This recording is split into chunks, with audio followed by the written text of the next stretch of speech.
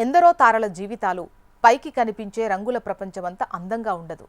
ప్రేక్షకులను ఎంతో ఎంటర్టైన్ చేసే వీరి వెనకాల కనిపించని గాయాలు ఎన్నో ఉంటాయి. నటన, అందం, అభినయం, అద్భుతమైన గాత్రంతో సౌత్ సినీ ఇండస్ట్రీని కొన్ని దశాబ్దాల పాటు శాసించారు శ్రీవిద్య. శ్రీవిద్య 1953 జూలై 24న మద్రాసులో ఓ కళాకారుల కుటుంబంలో జన్మించారు.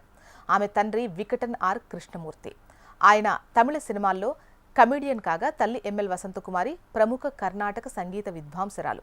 శ్రీవిద్య పుట్టిన కొద్ది కాలానికే తండ్రి పక్షవాతం బారిన పడ్డంతో పూర్తిగా ఆర్థిక ఇబ్బందుల్లో కూరుకుపోయారు. కుటుంబ బాధ్యతలను భుజాన వేసుకునేందుకు ఆమె తన చదువును మధ్యలోనే ఆపాల్సొచ్చింది. కేవలం 14 ఏళ్ల వయసులో అంటే 67లో శివాజీ గణేశన్ నటించిన పౌరాణిక సినిమా తిరువర్చెల్వర్ ద్వారా చైల్డ్ ఆర్టిస్ట్గా సినీ రంగంలోకి ఎంట్రీ ఇచ్చారు. ఇందులో సావిత్రి, జెమినీ గణేశన్ వంటి గొప్పవాళ్ల సరసన శివశక్తి నందనంగా మెప్పించారు.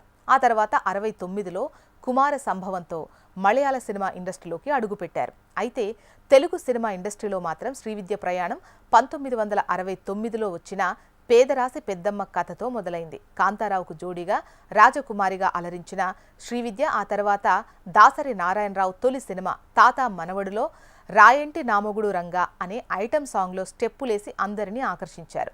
ఇక కెరీర్ మొదట్లో ఎన్టీఆర్కు జోడీగా రాముని మించిన రాముడులో హీరోయిన్గా, కథానాయకుని కథలో ఆయన చెల్లెలిగా, కృష్ణ నటించిన గాలిపటాలు సినిమాలో కీలక పాత్రలో కనిపించి మల్టీ టాలెంటెడ్ అని ప్రూవ్ చేసుకున్నారు. అయితే 75లో వచ్చిన అపూర్వ రారంగల్ తెలుగు రీమేక్ తూర్పు పడమర సినిమా శ్రీవిద్య సినిమా కెరీర్ని మలుపు తిప్పింది అని చెప్పాలి.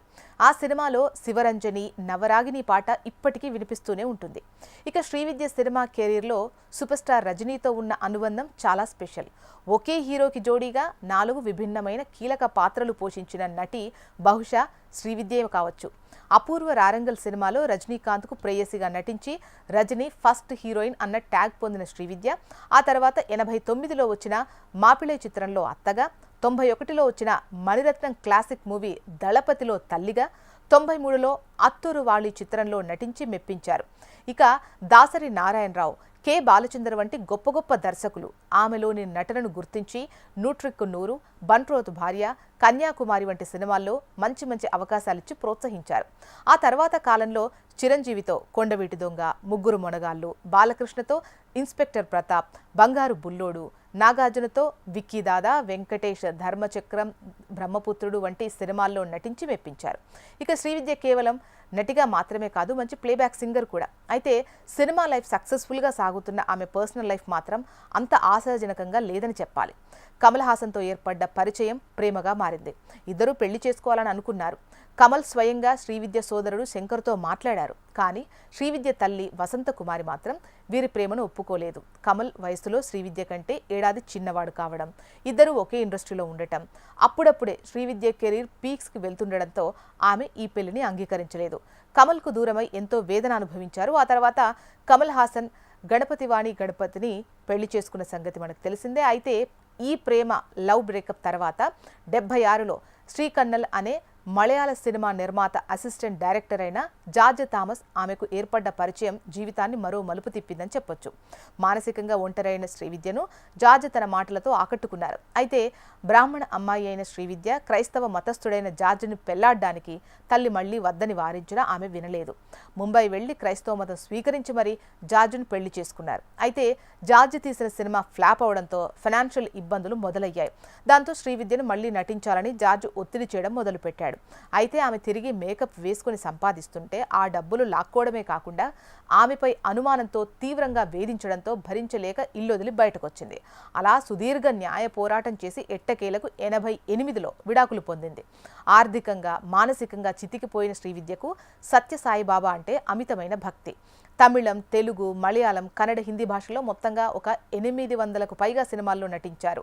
ఈ మహానటిని విధి మరోసారి వంచింది అని చెప్పొచ్చు. 2003లో ఆమెకు క్యాన్సర్ సోకినట్టు తెలిసింది. అయితే ఆ క్యాన్సర్తో కూడా ఆమె 3 ఏళ్ల పాటు పోరాడగలిగారు. ఇక ఆసుపత్రిలో ఉన్న టైంలో ఆమె ఎవరినీ కలవడానికి ఇష్టపడకపోయినా ఆమె తొలి ప్రేమ కమల్ హాసన్ మాత్రం వచ్చి పరామర్శించేవారట. జీవితంలో పోరాడి అలసిపోయాను, భగవంతుడు ఎప్పుడు పిలిస్తే అప్పుడు వెళ్ళడానికి సిద్ధంగా ఉన్నానని కమల్తో చివరి రోజుల్లో అన్న మాటలు కన్నీరు తెప్పిస్తాయి. ఇక చివరి రోజుల్లో చెన్నై వదిలి తిరువనంతపురంలో స్థిరపడ్డ శ్రీవిద్య చనిపోవడానికి 2 ఏళ్ల ముందు ఎమ్మెల్యే అయిన గణేష్ కుమార్ సాయంతో ఒక ట్రస్ట్ ఏర్పాటు చేశారు. తన కోట్ల విలువైన ఆస్తిని పేద విద్యార్థుల చదువు కోసం, సంగీతం, నాట్యం, కళల అభివృద్ధి కోసం రాసిచ్చేశారు శ్రీవిద్య.